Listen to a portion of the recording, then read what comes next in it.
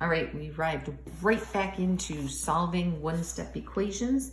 The only difference is now we're solving them with all rational numbers. So in this case, I'm dealing with decimals.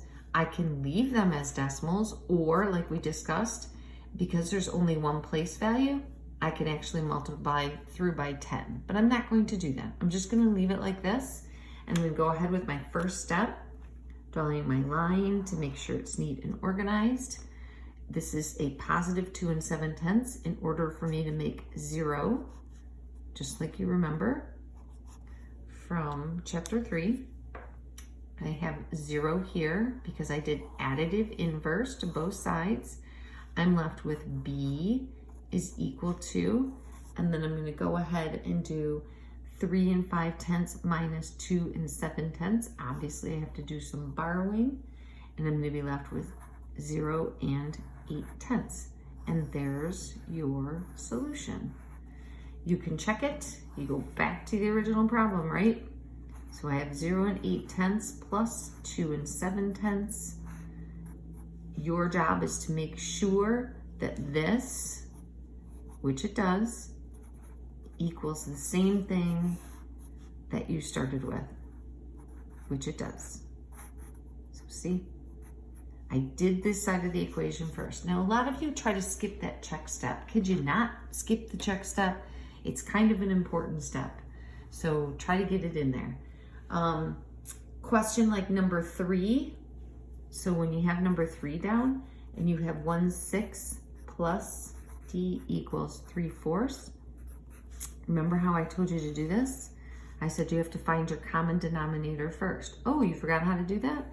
6, 4. 2 goes into that 3, 2 goes into that twice. 2 times 3 is 6, and 6 times 2 is 12. Common denominator is 12. So you're going to take the time to rewrite these fractions right here. This one to be 2/12, right? And this one to be 9/12.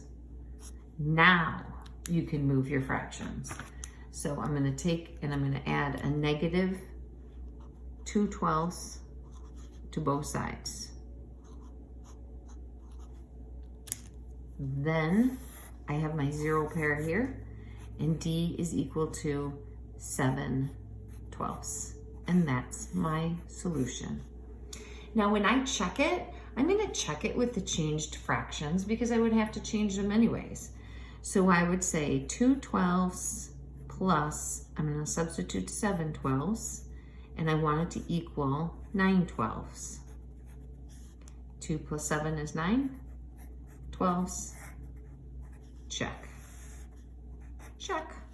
Okay? So you're just going to keep going down through that process. Be careful with question number 13. That's a 2/3 m, so you're going to multiply both sides by 3/2 in order for you to get rid of that, remember, by its reciprocal, and so on.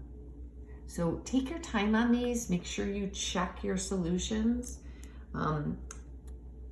Make sure they're in its perfect form, and if you have questions, make sure you let me know. Oh, I need to write this at the top. Check answers. Good luck.